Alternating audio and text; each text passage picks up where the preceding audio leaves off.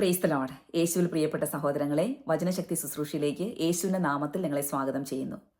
ഞാനിന്ന് പങ്കുവയ്ക്കാൻ ആഗ്രഹിക്കുന്ന വചനം വിശുദ്ധ ലൂക്കായുടെ സുവിശേഷം 6-ാം അധ്യായം അതിലെ 36-ാം വാക്യമാണ്. അവിടെ നാം ഇപ്രകാരം വായിക്കുന്നു: നിങ്ങളുടെ പിതാവ് കരുണയുള്ളവനായിരിക്കുന്നത് പോലെ നിങ്ങളും കരുണയുള്ളവരായിരിക്കുവിൻ. ഈശോയുടെ ഒരു ആഹ്വാനമാണ് നാം ഓരോരുത്തരോടും നിങ്ങളും കരുണയുള്ളവരായിരിക്കുവിൻ.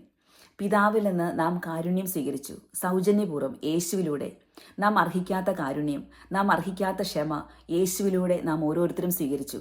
അവിടുത്തെ കരുണയും ക്ഷമയും സ്നേഹവുമെല്ലാം നമ്മളെ നിത്യജീവൻ അർഹരാക്കി. ഈശോ തന്നെ പല പ്രാവശ്യം പറഞ്ഞു, ഞാൻ നീതിമാന്മാരെ തേടിയല്ല പാപികളെ തേടിയാണ് വന്നിരിക്കുന്നത്.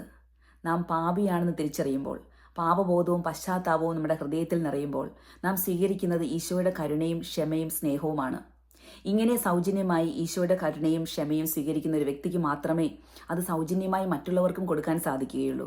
നമുക്കും മറ്റുള്ളവരോട് ക്ഷമിക്കാനും മറ്റുള്ളവരോട് കരുണ കാണിക്കാനും സാധിക്കുകയുള്ളൂ. ഇതിനാദ്യം വേണ്ടത് നാം പാപിയാണെന്നുള്ള തിരിച്ചറിവാണ്. സ്വയം പാപിയാണെന്നുള്ള തിരിച്ചറിവ്. സ്വയം നീതിമാന്മാരാണെന്ന് ഭാവിച്ചവർക്ക് ഈശോയുടെ കാലഘട്ടത്തിൽ കാരുണ്യം ലഭിച്ചില്ല. നാം വായിക്കുന്നുണ്ട്, ഈശോ പാപികളെ തേടി അലയുന്നു. സക്കേവൂസിനെ തേടി, സമരിയാക്കാരി സ്ത്രീയെ തേടി, എല്ലാം ഈശോ കരുണയും ക്ഷമയും നൽകാൻ വേണ്ടി അവരെ സമീപിച്ചു. എന്നാൽ നിയമപണ്ഡിതർ, ഫരിസേയർ, സദുക്കായർ, നിയമത്തിൽ അഗാധ ജ്ഞാനമുണ്ടെന്ന് കരുതിയിരുന്നവർ, രക്ഷകനെ പ്രതീക്ഷിച്ചു കഴിഞ്ഞിരുന്നവർ, വിശുദ്ധ ലിഖിതങ്ങൾക്കനുസരിച്ച് ഒരു മിശിഹ വരുമെന്ന് അറിയാമായിരുന്നവർ, ഇവർക്കൊന്നും ഈശോയെ തിരിച്ചറിയാൻ സാധിച്ചില്ല.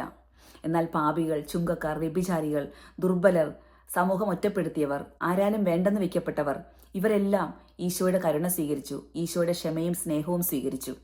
എൻ്റെ പ്രിയപ്പെട്ട സഹോദരങ്ങളെ, ഇന്ന് ഈ കാലഘട്ടത്തിൽ നമുക്കില്ലാതെ പോകുന്നത് നാം പാപിയാണെന്നുള്ള തിരിച്ചറിവാണ്.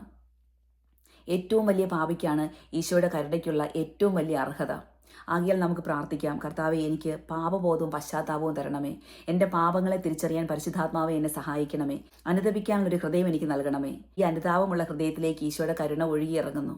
ഇങ്ങനെ കരുണയും ക്ഷമയും സ്വീകരിച്ചു കഴിയുമ്പോൾ അത് നമുക്ക് മറ്റുള്ളവർക്കും നൽകാൻ സാധിക്കുന്നു.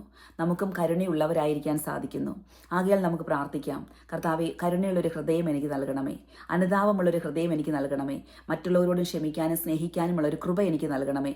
നമുക്ക് ഏറ്റവും പ്രിയപ്പെട്ടവനായ പരിശുദ്ധ പിതാവ് ഫ്രാൻസിസ് മാർപ്പാപ്പയെ പോലെ, ദൈവമേ, ഞങ്ങൾക്കും മറ്റുള്ളവരെ സ്നേഹിക്കാനും എല്ലാവരെയും ഉൾക്കൊള്ളാനും കഴിയുന്ന കരുണയുള്ളൊരു ഹൃദയം നൽകണമേ എന്നായിരിക്കട്ടെ നമ്മുടെ പ്രാർത്ഥന.